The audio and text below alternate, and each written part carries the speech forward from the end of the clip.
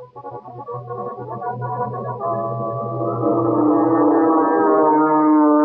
valley and mountain, river and plain, through wind and storm, rides Anne of the Airlanes. Ann Burton, recently a nurse at the Tyler Sanitarium in Springfield, and pilot Jack Baker of Interstate Airlines find themselves involved in a diamond smuggling ring headed by a cunning leader known only as Doc.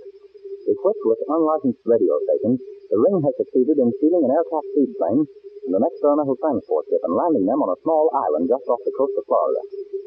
It is upon this small coral atoll, elaborately fitted out with all modern electrical devices as a base of operations for the smugglers, that Ann and Jack, together with Aunt Hattie Jackson, who stowed away on the stolen transport ship, and two members of the gang, Vic and Joe, find themselves trapped by a 100-mile-an-hour hurricane that is scheduled to strike within a few hours. Through the island transmitter, Vic has sent a call for help to the dock, and this call was heard by Jack's young brother Bobby, who, with Pete Peterson, a co-pilot, and a hostess, Kay Thompson, accidentally stumbled into what appeared to be a radio room in the Tyler Sanitarium. They immediately got in touch with Art Morrison, an inspector for the government, and with him returned to the hospital, determined to locate the illicit radio station.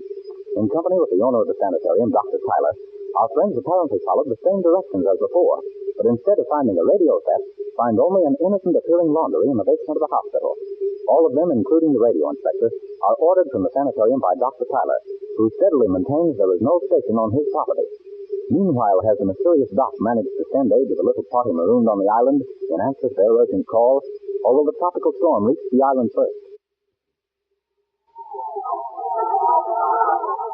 Young man, bad enough to have to just sit here waiting for a tornado to blow us off the face of the earth without you getting that dreadful wrestling match on the radio. I thought it was pretty good myself, and I got to stay here with this receiver. No telling when the doc will call us. Maybe send help or something. Of course, if there's some other station... That one's all right, Joe. You're just getting nervous, Aunt Hattie. Nervous?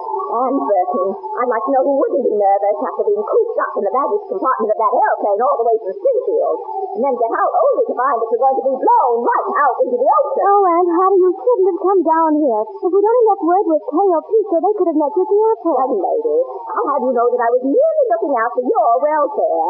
It was lucky I did stow away on that airplane. That man there would have probably given you all proline poison, keeping you out of skin cash. At the sound of the automatic tone, the time will be exactly 12 midnight Eastern Standard Time. We continue from the ringside. Midnight. I wonder why Jack doesn't come back. He and that chick have been gone for nearly an hour. You don't suppose it's some... Now, don't worry, Ann. It seems to be dependent upon Jack to help get us out of here. He values his own precious hide too much to harm Jack in any way. Oh, gee, lady, we got orders not to hurt either one of them. Well, that is unless... Well, they're just out there pressing down them ships, so that just in case we don't get off this island, and just in case we... Well, you see what I mean, don't you? I think I see only too clearly, young man. You mean if we're here after the blow is over? Ann, I think I hear them coming across the sand now. I'll look out the door. Jack, is that you? Yeah, gorgeous. I brought your little boyfriend back safe and sound. Practically as good as ever, eh? What time is it anyhow? My watch stopped. Forgot to wind it. 2 minutes after midnight. We just got the time signal. Did you get anything else, Joe? Not a thing, Vic. I'll turn it on again. You don't suppose they just leave us down here From what I've seen of this outfit, a few people more or less doesn't seem to make much difference to this Doc, as you call him. Well, I can tell you this. When I get back to civilization, I shall certainly turn this matter over to the proper authorities. We'll see if that Doc or anyone else can get away with this high-handed business. Listen, the Doc isn't going to let anything happen to you, Baker, or to Joe, or me. Because we happen to be pretty important in this setup, see? Now, as far as Beautiful and her little aunt here concerned, they weren't invited on this little trip. Well, see how it is? I certainly like that. I've always heard that there was honor among... Attention all those for shipping. The expected hurricane is remaining at the forecast schedule. This will bring it to the eastern coast about 5 a.m. Eastern Standard Time. Our musical program continues. 5 hours. Joe, we got to get something out of that radio. Let's have another try. Come on. We can't just stay here and die like a bunch of rats. Doc has got to do something. Here, take those earphones. I'll take these. Now, let's see. Jack, listen. Do you honestly think that there may be some way of getting off this island? And there just isn't enough gas to make it need a ship. I don't think... radio something. You never come to our rescue. Well, Aunt Hattie, in the first place, these fellows don't want the position of this island known. And then these reefs of Texas. And nothing but a very light boat could make it up to here unless they happen to know the exact location of every reef. That's the very thing that's meant protection of these fellows all along, and may mean their destruction now. And ours, too, I guess, unless something happens. Oh, Jack, if we could only get somewhere to interstate, I'm sure they would do something. I don't know what they could do, Anne. They haven't a ship that could reach here in time, and then besides that, these two fellows won't give me a chance at that transmitter. If there was some way I could get them out of the place for just a few minutes, maybe I could... Do you have a knock? Oh, Hattie, you don't mean to tell me that you smell...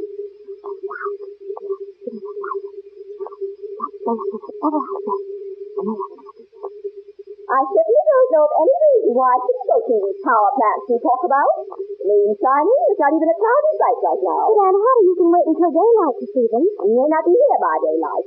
No. You and you, Mr. Baker, are tired. You can stay right here and keep these two hoodlums with you.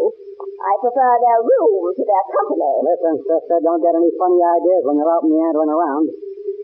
And you stay here, Baker. I'd just like to know where you're at. You hear anything, Joe? I'll be back in a little while, but I'm going to see how the tides can make electricity. That aunt of yours is a stubborn woman, Gorgeous. But at that, I'd hate to have to leave her here. If we have to leave anyone, I'll stay.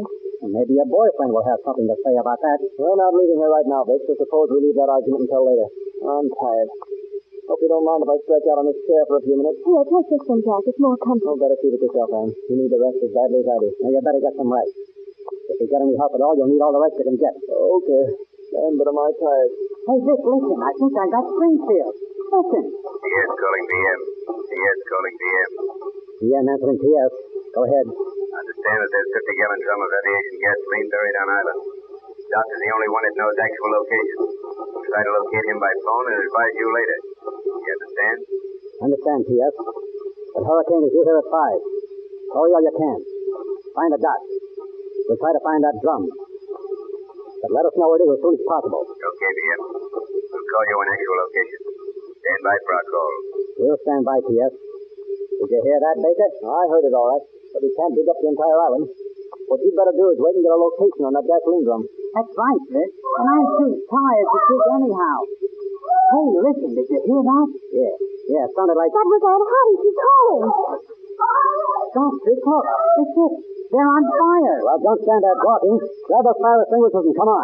There can only be one of them. Yeah, that's it. Here's another. I'll take this one. What could have set a fire? Maybe you better stay here. We'll take care of this. There's something funny about this. Watch that radio. Come on, Joe. Yeah, you too, Gorgeous. Let's get going. Well, good luck. Just bet I'll take care of this radio. Let's see now. Interstate should be right around here. Push around a bit and get the right frequency. Can't risk hitting their own station back there, wherever it is. We might catch it on the amateur band. Getting plenty of gas tonight. Using two stations of RF, seems to be doing all okay. Amateur band, all right. Let's have a look here. Well, it was so funny, Mr. Morris, that we couldn't find that room. Bobby, it's Bobby. Honest to goodness, I could see that transmitter just as good as you could see this one. Only it was smaller than mine. All fixed up like a commercial station, you know. You haven't done so badly yourself, Bobby. You think so, Pete? Bobby, this is Jack calling. Can you hear me? Jack, where are you? Did you hear that, Mr. Morrison? Bobby, listen. The hurricane is to hit here at 5 in the morning. I have to talk fast. I'll leave this transmitter on as long as I can. Get some other boys to get a cross-check on the carrier wave and get the location of this place that way. We're close to the Florida coast. Jack, Mr. Morrison of the radio department is right here. You'll help, won't you, Mr. Morrison? You bet I will. What do you need, Jack? The fastest ship you can lay your hands on. 5 of us here. The rest are coming back now. I'll have to sign off. But hurry. We'll do our best, Jack. Come on, Pete. Get Kay and let's hurry. Better shut up your transmitter, Bobby. All right, but there wasn't a breath of air stirring. And that tarpaulin was a good 100 feet from the plane. Yeah, but look, Vic, there was a little gust of wind every now and then. That might have done it. Did it hurt the ship, Sam? No, it was just an old tarpaulin that must have blown there. And Hattie says it just blazed up all at once. She must have seen it right after it caught fire because it was only half burned after we got there. What I want to know is how did that thing get there? And how did it catch on fire? There's not a thing to set it on fire. Unless it could have been... Young man, are you insinuating that I set the thing on fire? Just to watch you dash out like a fire engine? All right, then what set it on fire? That old cover was soaked with oil. You should have known better than to have the flimsy thing around. You had to tie to those little steel stakes. So, my smart young man, all you had to do was to drag one of those pieces of steel over a piece of flinty sand, and there's a spark. And there's your fire. And you can thank me for being out and seeing it. I guess that's how it happened, Vic. Was there anything on the radio, Baker? Nothing but some stuff from an amateur station. Listen, isn't that something coming in? I'll turn it up. Yeah. Yes, calling BM. Yes, calling BM. Okay, TS. Go ahead. We'll be able to get a hold of Doc around 4 o'clock. It'll give you an hour to gas up one of the planes and get off. We're going home now. You understand? 4 o'clock. Listen. I understand. We'll have plenty of time. I'll call you around 3:30. Okay, BM. Good night and good luck. Well, it looks like we'll find our gasoline and have an hour to spare ahead of the wind. Yes? Well, it looks to me like your message and the wind will get here about the same time. What do you mean? They said 4, didn't they? And the wind won't reach here at least until 5 o'clock. Springfield is operating on Central Standard Time, and that 5 o'clock is Eastern Time, which happens to be 4 Central Time. You'd better start digging for gas, Vic. Will they find the drum of gasoline in time? Or will Aunt Hattie's clever ruse be the means of a rescue by the loyal co-pilot Pete and little Bobby? Who will win the mad race against time and death? Time alone will tell, so be sure to tune in to the next powerful episode of Anne of the Airlines.